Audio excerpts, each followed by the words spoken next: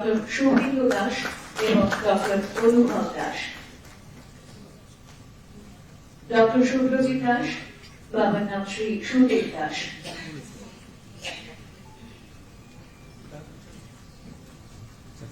তারপর আসবেন ডক্টর প্রিয়াঙ্কা দাস, বাবার নাম শ্রী নারায়ণ দাস।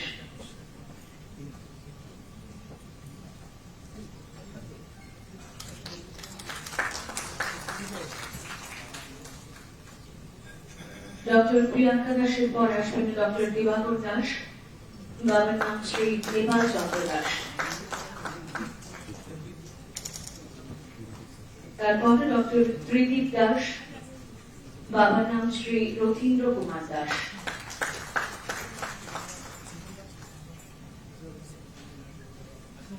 ডক্টর ত্রিদীপ দাসের পর আসবেন ডক্টর সুদীপ দাস, বাবার নাম শ্রী মন্টু কুমার দাস।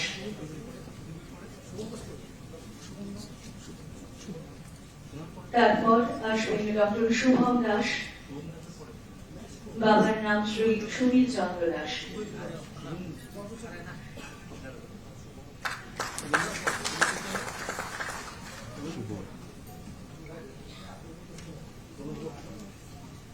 ডক্টর শুভম দাসের পর আসবেন doctor Suvendu Das, son of Shri Srinath Das.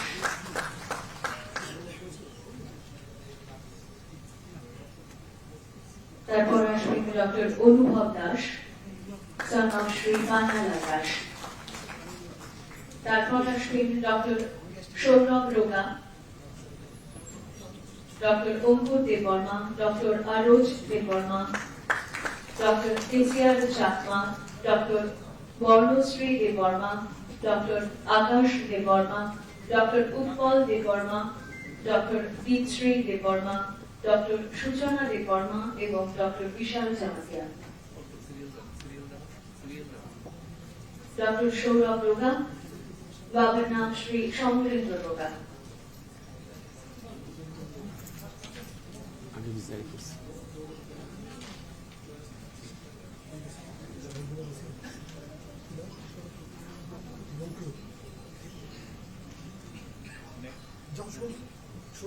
Doctor Sourav রোগা, son of শ্রী সমরেন্দ্র রোগা। তারপর আসবেন doctor Ankur Debbarma, son of Shri Ashish Debbarma.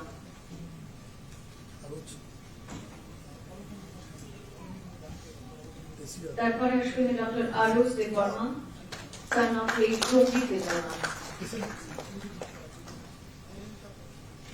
তারপরে আসবেন doctor KCR Chakma, son of Shri Bishu Chakma.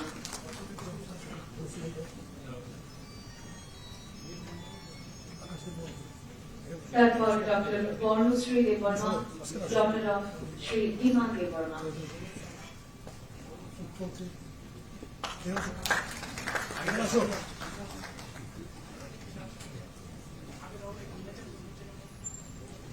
তারপর আসবেন doctor Akash Debbarma, son of Shri Shubhendu Debbarma.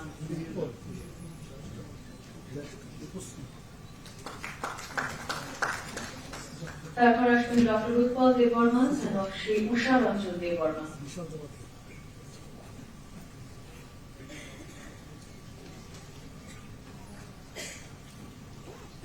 Doctor Dipshree Debbarma, daughter of Sri Takshirai Deborma.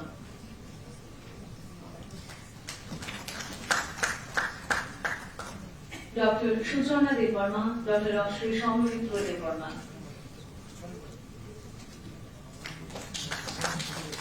Dr. Vishal Jamatia, son of Sri Jawaharlal Jamatia.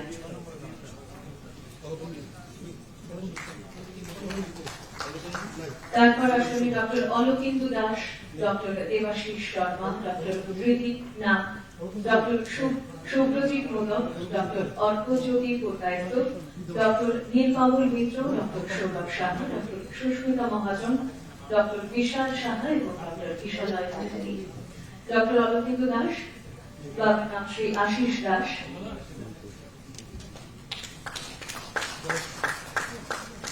Doctor Debashish Sharma, son of Sri Babul Sharma.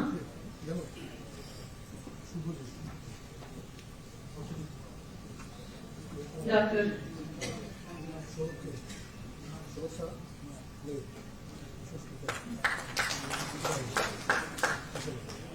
Dr. Tridip Nak,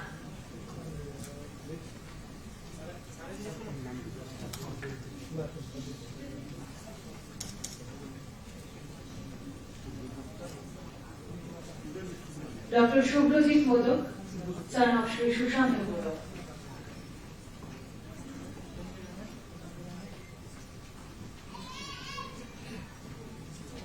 Dr. Orkojyoti Purokayastho, son of Shri Jayanta Kumar Purokayastho,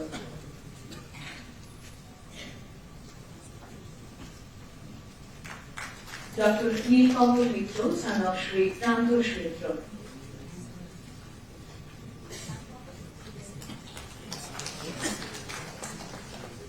Dr. Shourabh Shah, son of Shri Mohan Gopal Shah,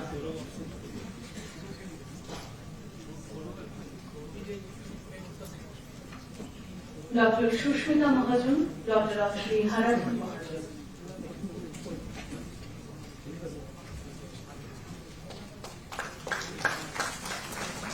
Dr. Vishal Shah, son of Shri Vikas Shah,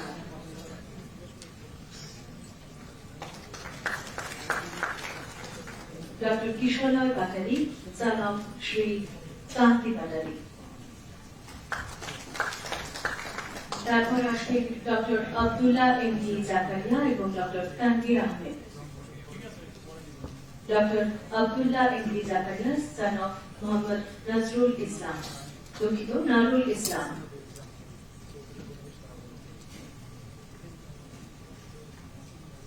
তারপর আসবেন doctor Tanvir Ahmed, son of mister Abdul Mannan.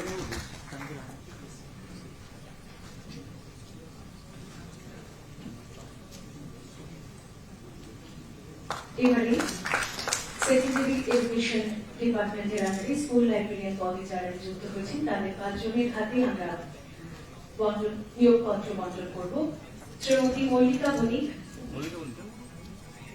রোজালি Begum, Shrimati সৌরশ্রী Debnath, Shri Tapas চন্দ্র শুক্ল দাস এবং শ্রী লিটন কর।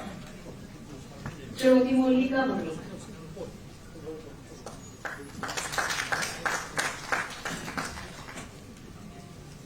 রোজালি বেগম,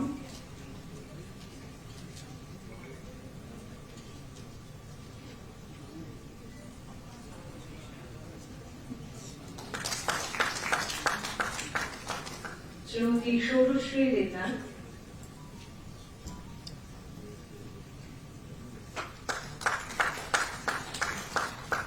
শ্রী তাপস চন্দ্র শুক্ল দাস,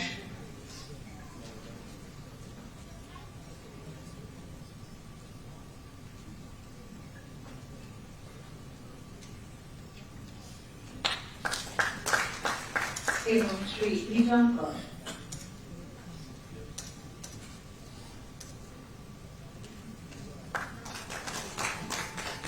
আন্তরিক ধন্যবাদ জানাবো আমাদের সম্মাননীয় অতিথিদের এবং বিনম্রভাবে অনুরোধ করবো আমাদের আজকের অনুষ্ঠানের প্রধান অতিথি তথা রাজ্যের মাননীয় মুখ্যমন্ত্রী প্রফেসর ডক্টর মানিক সাহা মহোদয়কে আমাদের সকলের উদ্দেশ্যে তার বক্তব্য রাখার জন্য।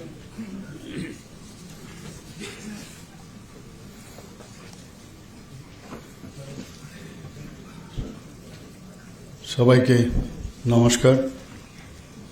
আজকে সত্যি আরেকটা খুশির দিন আজকে, যে স্বাস্থ্য পরিবার কল্যাণ দপ্তর এবং আমাদের স্কুল এডুকেশন শিক্ষা দপ্তরের যে লাইব্রেরিয়ান পদে অফার প্রদান করার অনুষ্ঠান, সেই অনুষ্ঠানে আমাদের মাঝে উপস্থিত আছেন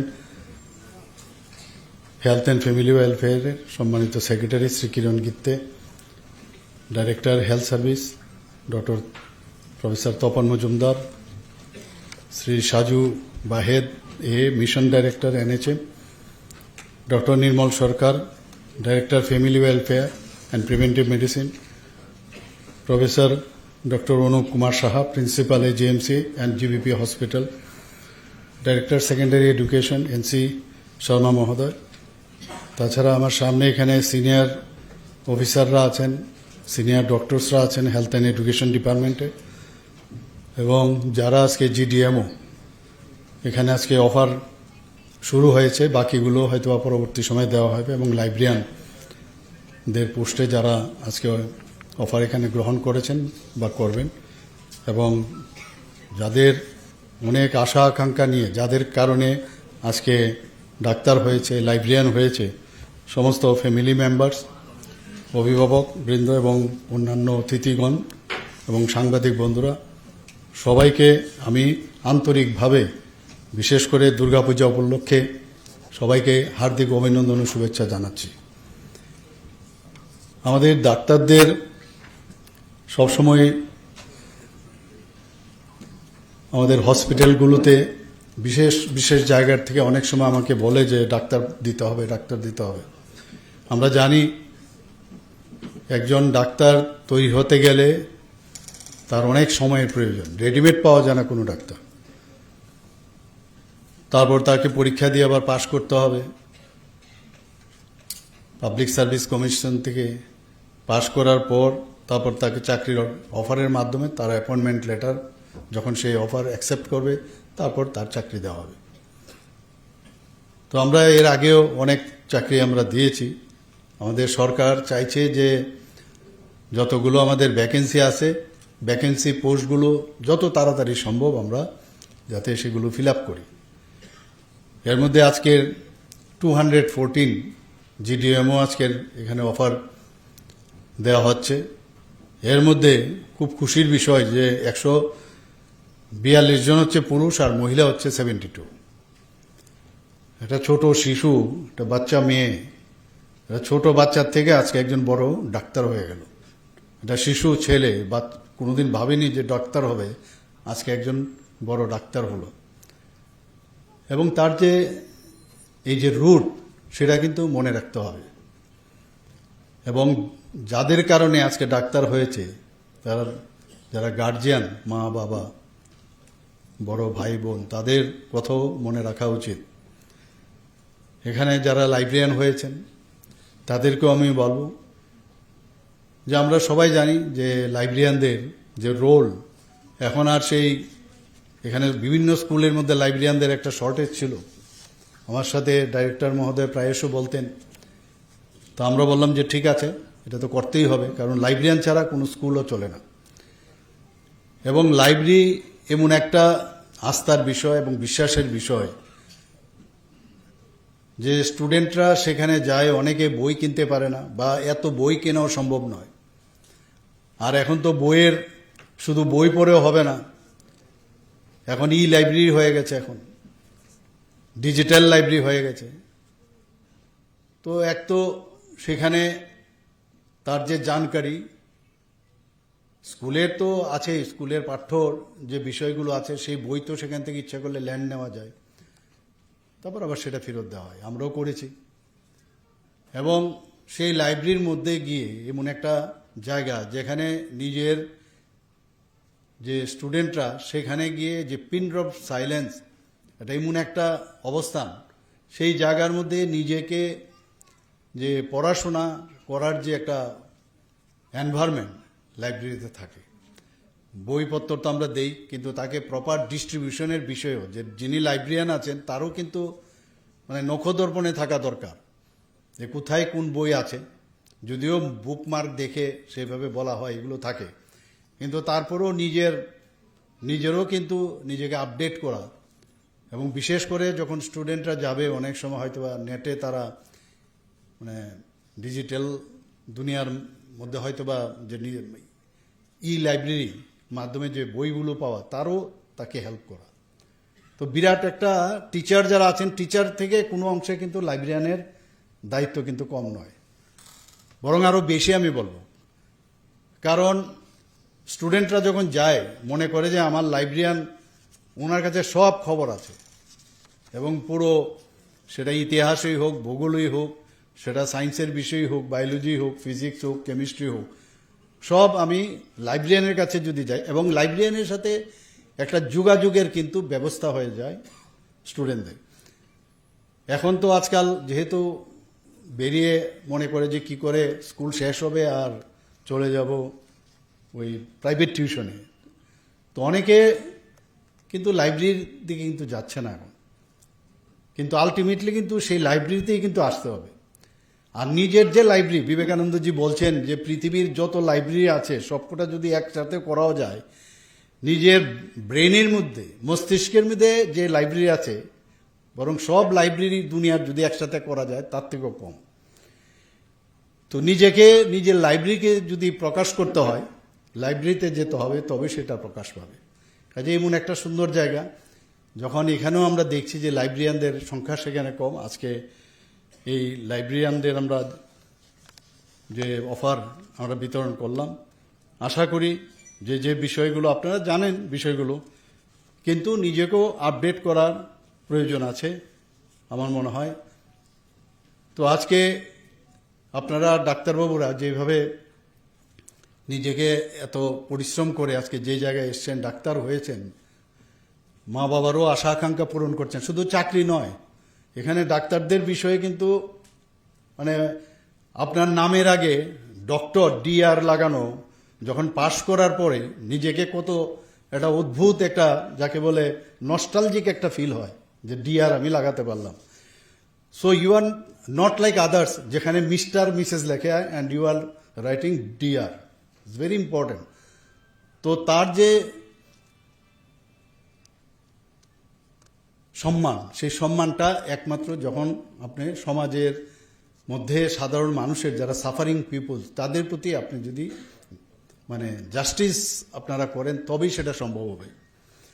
আমরা জানি যে আমি নিজেও একজন ম্যাক্সিলোফেসিয়াল সার্জন। তো এখানে একটা কথা আছে যে সার্জন শুড বি লাইক হোক, ইগল, মানে হোকের মতো থাকতে হবে, ইগল আইস থাকতে হবে, আর হাত বা ফিঙ্গার্সগুলো থাকতে হবে লেডিস ফিঙ্গার।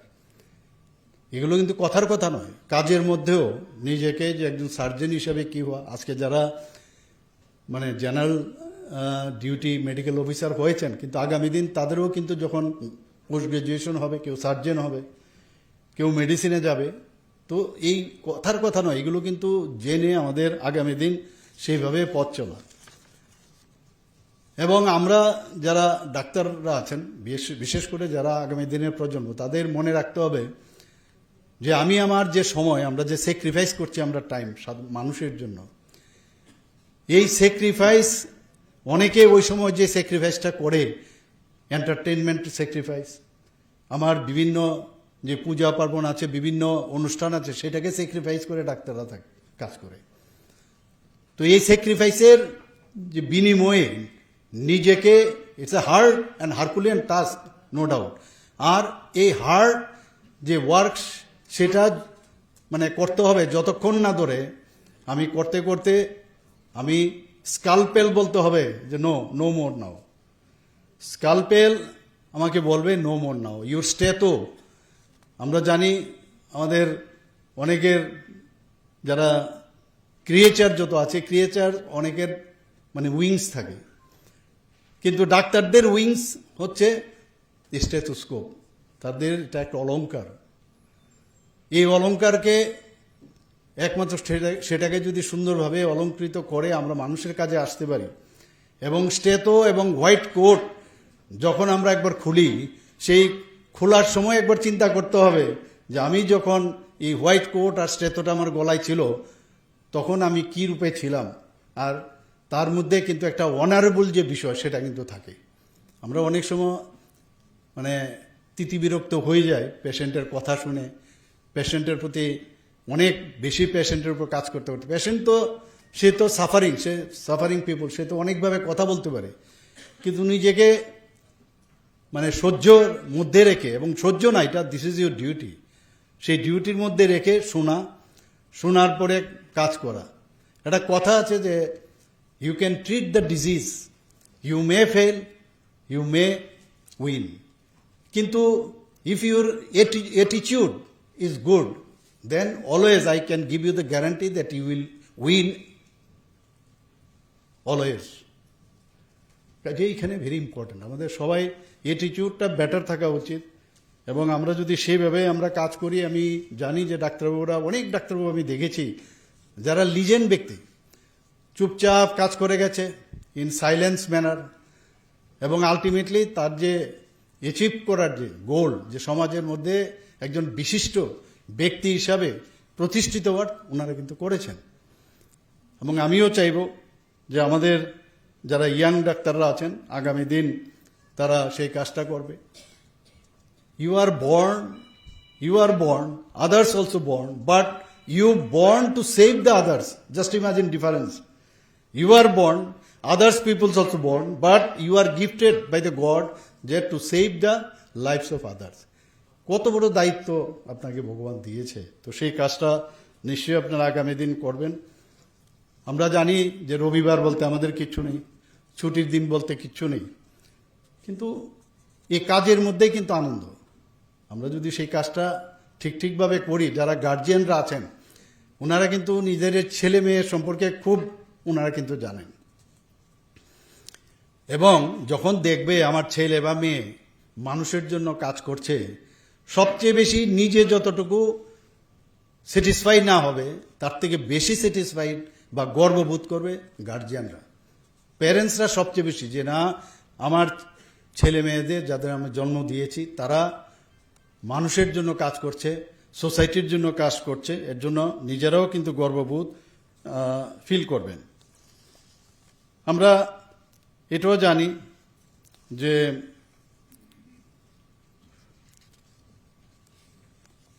যতদিন ধরে আমরা প্র্যাকটিস করব, প্র্যাকটিস কিন্তু ডাক্তারদের সারা জীবন করতে হয়। রিটায়ারমেন্ট আমি তো প্রায়ই অনেক জায়গায় বলি, এখানে সাংবাদিক বন্ধুরা আছেন, এটা ওনারাও বোধহয় বারবার যেহেতু বলি লিখবেও নাই কথাটা, যে I am retired now at the age of 71+, but I am not tired. তো ডাক্তারদের কিন্তু টায়ার্ড বলতে কিছু নেই, সারা জীবন কাজ করতে হবে, এবং কাজ করতে করতে এমন একটা জায়গা হবে যখন আমরা কাজ করতে করতে মনে হবে I am doing the right thing, কিন্তু কাজটা শেষ হবে কবে, বা নতুন করে কাজ যখন you will do wrong thing করলে তখন বুঝতে হবে এই রং থেকে আমার শিখতে হবে যে রাইট থিং কোনটা। তো সেই পর্যন্ত আমার কাজটা করতে আবার নতুনভাবে কাজ করতে হবে, এই মানসিকতা নয় কাজ করা। আমি রং করলাম আর যদি বলি যে আরে আমার তো ভুল হয়ে গেল, আমি তো ঠিকভাবে কাজটা করিনি, the failure is the pillar of success, আমরা সবাই জানি। তো এই বিষয়টা ডাক্তারবাবুদের আমি বলবো যে এই আগামী দিন চাকরিতে যখন জয়েন করবেন, জয়েন করার পরে এই একবার ঘর থেকে বেরোবার সময় যেখানে যেখানে পোস্টিং তো হবে অনেক জায়গায়, তো আমাদের পক্ষেও সুবিধা হয়ে গেল যে পেশেন্ট এবং ডাক্তারদের যে রেশিও সেটা কিন্তু আমাদের এনএমসি বা WHO যেটা দিয়েছে তার থেকে আমরা চেষ্টা করছি যতটুকু এক পার হওয়া যায়। তো সেটা তো হবেই, আগামী দিন আমরা আরও বেশি ডাক্তারদের আমরা নিয়োজিত করব। আমরা এর মধ্যে আমরা দেখেছি যে ট্রান্সপারেন্সির মাধ্যমে আমরা চাকরি দেওয়ার সবসময় ট্রাই করি। এখন আমার ওই মিটার, আমি বারবার বলছি যে মিটার আমাদের বাড়ছে। এখন পর্যন্ত আজকে নিয়ে এই ডাইন হার্নেস শুদ্ধ আমরা 20,036 জনকে এখন পর্যন্ত আমরা সরকারি চাকরি দিয়েছি, আর বাকিগুলো তো মানে যেগুলো আমাদের অন্যান্য চাকরি আছে আপনারা জানেন, সেই চাকরি শুদ্ধ অনেক চাকরি আমরা দিচ্ছি। শুধু তাই না, MSME বা অন্যান্য যেসব মাননীয় প্রধানমন্ত্রীজি বারবার বলছেন শুধু চাকরি দিয়ে তো সবাইকে শেষ করা যাবে না, তবে অন্যান্য আমরা ব্যবস্থা করে বিভিন্ন লোনের মাধ্যমে এন্টারপ্রেনারশিপ হওয়ার জন্য যা যা দরকার আমরা সেগুলো করছি। আমরা যেখানে স্বনির্ভরতার বিশেষ মাননীয় প্রধানমন্ত্রী যে বারবার বলছেন যে সেলফ রিলায়েন্ট হতে হবে, আমরা এই ত্রিপুরা সরকার আমরা চেষ্টা করছি যে ত্রিপুরা যেন প্রপারলি চলে, একটা স্বচ্ছতার সাথে চলে, তার কিছু প্যারামিটার আমরা সবাই জানি।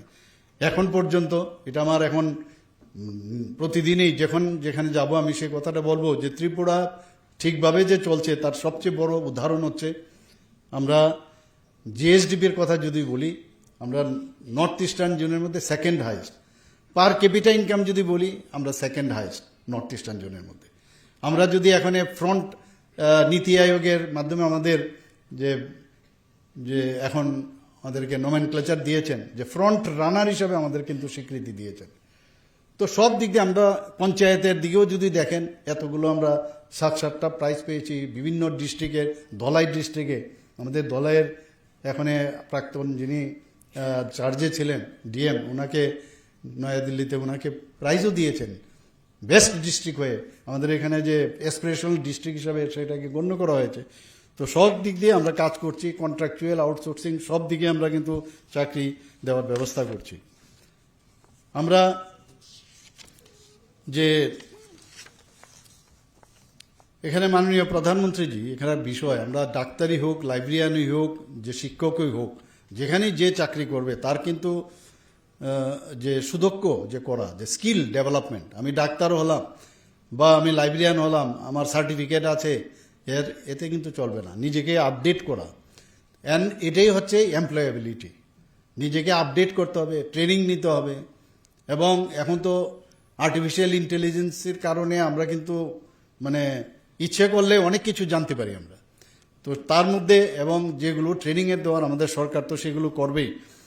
যখন মাননীয় প্রধানমন্ত্রীজি দেশের দায়িত্ববান নেন 2014-তে, তখন দেখলো যে 33.95 যে এমপ্লয়াবিলিটির হার। তো এই এমপ্লয়াবিলিটি নিয়ে কি করে দেশকে সামনের দিকে এগিয়ে নিয়ে যাবে? তো এর জন্য যে ডিজিটাল ইন্ডিয়া এবং স্কিল ইন্ডিয়া মতো এবং প্রধানমন্ত্রী কৌশল বিকাশ যোজনা, সেইগুলো এনে যাতে করে স্কিল ডেভেলপমেন্ট করা যায়, তাতে করে দেখা গেছে প্রায় 54.81% এখন এমপ্লয়াবিলিটি বেড়েছে। আমরা এর মধ্যে আপনারা দেখেছেন যে ত্রিপুরাতে আমরা চাইছি, বিশেষ করে আগরতলা গভর্নমেন্ট মেডিকেল কলেজ, আমার পূর্ববর্তী বক্তা বলেছেন যে কিছুদিন আগে সাংবাদিক বন্ধুদের সাথে আমাদের একটা মানে ইন্টারাকশন হয়েছিল, সিনিয়র সাংবাদিকরা ছিলেন এবং মিডিয়া হাউস। সেখানে দেখলাম যে বাকি বিষয় ছেড়ে খালি জিবি হসপিটাল নিয়ে কথা বলেছে বেশিরভাগ, আর রাস্তাঘাট নিয়ে। কিন্তু আমরা সার্বিক যে বিষয় সেগুলো নিয়ে আমরা যখন বললাম ত্রিপুরার জন্য আমরা কি করছি, দেখা গেল অনেকেও এই বিষয়টা কিন্তু জানেন না। তো আমরা আজকে জিবি হাসপাতালে যদি আমরা বলি যে প্রায় এখন 150টা সিট এখানে এমবিবিএস হয়েছে। আগে কটা 3টে সিটের সময় আমি জানি, আমরা যখন ছোট 3টা সিট আসতো, ক্যান্ডিডেট 2 জন, এইরকমও ছিল এমবিবিএস। আস্তে আস্তে করে ডিমান্ড বাড়তে লাগলো, সেই 13-14টা বাইরের থেকে সিট আসতো। আর সেই জায়গায় আজকে আমাদের 150টা এমবিবিএস সিট এবং আরও 50টা সিটের জন্য তার জন্য অ্যাপ্লাই করেছে, সেটাও প্রায় স্যাংশন হয়েছে। তো 200টা হবে। তো মোট এখন পর্যন্ত সারা ত্রিপুরাতে আমাদের 400টা এমবিবিএস সিট রয়েছে। আমাদের ছেলে মেয়েদের আগে বাইরে যেতে হতো এবং গার্জিয়ানরা যাদের ছেলে মেয়েদের পড়াতে হতো অনেক কষ্টের মধ্যে কিন্তু টাকা পাঠাতে হতো। এখন এখানে বিডিএসেও আমাদের 63 সিট হয়ে গেছে। এখানে 50 সিটের বিএসসি নার্সিং হয়েছে, ফার্মেসি কলেজ হয়েছে এখানে।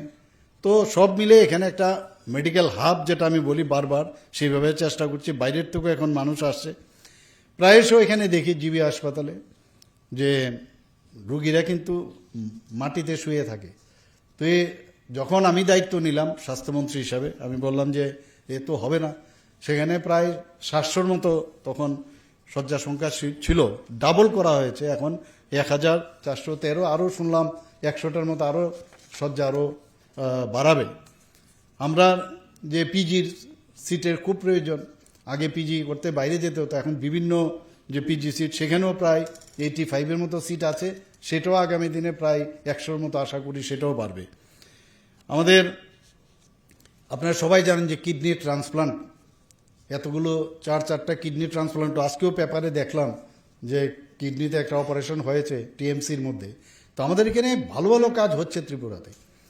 এবং এখানে আমরা চেষ্টা করছি যে লিভার ট্রান্সপ্লান্ট থেকে আরম্ভ করে শরীরের, আমরা এই শরীরের এমন কোনো অঙ্গ প্রত্যঙ্গ নেই যেটাকে ট্রান্সপ্লান্ট করা যায় না। তো এই বিষয়ে আমরা চাই যে আমরা যে এই অঙ্গ প্রতিস্থাপনের জন্য আমরা অলরেডি মৌ করেছি আমরা, তো সেটা আগামী দিন হবে। এখানে আগরতলা গভর্নমেন্ট মেডিকেল কলেজে আমরা 200 শয্যা বিশিষ্ট যে মা ও শিশুদের, মাদার অ্যান্ড চাইল্ডের সেই হসপিটাল যে তৈরি সেখানে হচ্ছে। এবং বিলুনিয়াতেও মাদার অ্যান্ড চাইল্ডের 2025 সালে জানুয়ারিতে সেটারও আমরা ইনোগ্রেট করেছি। আমরা যে নেশা নিয়ে যে সমস্যা, বিশ্রামগঞ্জের ডোনার মিনিস্ট্রি থেকে আমরা প্রচুর টাকা পেয়েছি।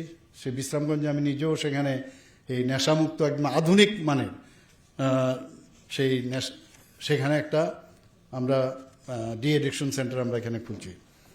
এর মধ্যে আমরা প্রায় প্যারামেডিক্যাল স্টাফ প্রয়োজন, মাল্টিটাস্কিং স্টাফ প্রয়োজন, প্রায় 368 জন আমরা নিয়েছি, 308 জন মাল্টিটাস্কিং নিয়েছি। প্রধানমন্ত্রী জন আরোগ্য যোজনা আপনারা সবাই জানেন, এতে করে আমরা 100% আমাদের যে টার্গেট সেই টার্গেট আমরা ফুলফিল করেছি। তাদেরকে অনেক সুযোগ সুবিধা দেওয়া হচ্ছে, তাদেরকে কার্ড বিতরণ করা হয়েছে। মুখ্যমন্ত্রীর জন আরোগ্য যোজনা সেই একইভাবে আমরাও সেটা শুরু করেছি, সেখানেও প্রায় 5,40,000 উপরে কার্ড বিতরণ হয়েছে। এবং তাতে করে দেখা গেছে ভারতবর্ষের মধ্যে একমাত্র ত্রিপুরা রাজ্য যেখানে উইদাউট ক্যাপিং সব ত্রিপুরার মানুষ কিন্তু এই যে স্বাস্থ্য বীমা যোজনা, মুখ্যমন্ত্রীর জন আরোগ্য যোজনা হওয়াতে সেটা সুবিধা হয়ে গেছে। আমরা সেইভাবে আমরা কাজ করছি। এখানে শিশু মৃত্যুর হার নিয়ে সবসময় একটা কথা হতো, এখন দেখা গেছে অল ইন্ডিয়া লেভেলে শিশু মৃত্যুর হার অনেক হ্রাস পেয়ে গেছে আমাদের এখানে। টিবি মুক্ত ভারত অভিযানে আমাদের ত্রিপুরার খুব সাফল্য অর্জন করেছে। 2025 আমরা জাতীয় পুরস্কার পেয়েছি। আমাদের এখানে আমরা বারবার আমি দেখছি যে যখনই কিছু হয়, চোখের কোনো সমস্যা হয়, বাইরে যাওয়ার একটা প্রবণতা থাকে। তা আমরা গত বাজেটে আমরা ডিসিশন নিলাম এখানে যে 100 শয্যা বিশিষ্ট একটি মানে টার্সিয়ারি আই কেয়ার সেন্টার এখানে খুলব। আমরা আইএলএসে উঠতে বাদিকের যে জায়গাটা সেটাকে আমরা চিহ্নিত করেছি। তার জন্য আমাকে একটু আগে আমাদের সেক্রেটারি সাহেব বললেন যে টেন্ডার করে দিয়েছে। কাজেই আমরা চাইছি যত তাড়াতাড়ি সম্ভব কাজগুলো যেন আরও তাড়াতাড়ি হয়। আমরা আইজিএম হসপিটালের এই বিষয়ে বিধানসভাতেও কথা হয়েছে যে এটাকে বিএম হসপিটাল বলতো আগে আমাদের। তো ভিক্টোরিয়া মেমোরিয়াল হসপিটালের যে পুরনো যে স্ট্রাকচারটা আছে, এখন নতুন যেসব টেকনোলজি বেরিয়েছে, বিল্ডিং না ভেঙে ইচ্ছা করে উপরে উঠানো যায়, জ্যাক করে ওটাকে উঠানো যায়। তো সেটাকে উপরে উঠে এটাকে একটা মানে অ্যান্টিক একটা করে সেটাকে আমরা রাখবো সেখানে, এবং তার হিস্ট্রি একটা মিউজিয়ামের মতো করে আমরা সেই ব্যবস্থা আমরা এখানে করছি। আমি আশা করি যে আজকে যারা নিয়োগপত্র পেয়েছেন তাদের আমি শিওর যে একটা নতুন অধ্যায় সূচনা হচ্ছে এবং আপনাদের যাত্রা শুভ হোক। এবং অনিষ্টির সাথে আপনারা কাজের মাধ্যমে মানুষের সাথে সহানুভূতির সাথে যখন যোগাযোগ করবেন, অ্যাটিটিউড আমি যেটা বললাম সেটা যদি মনে করেন যে আপনার রিয়েল ডিউটি, তাহলে দেখবেন আপনার যে গোল আপনার যে জীবনের যে গোল সেটা আপনি নিশ্চয়ই সেটা পাবেন। এবং আপনারা সবাই সুস্থ থাকুন, সাফল্যের সঙ্গে কাজ করুন, আর রাজ্যের মানুষের পাশে থাকুন। আবার আমি আসন্ন দুর্গাপূজা ও দীপাবলি উপলক্ষে এখানে উপস্থিত সকলকে হার্দিক অভিনন্দন, শুভেচ্ছা জানিয়ে আমার কথা বলা শেষ করছি। নমস্কার, জয় হিন্দ।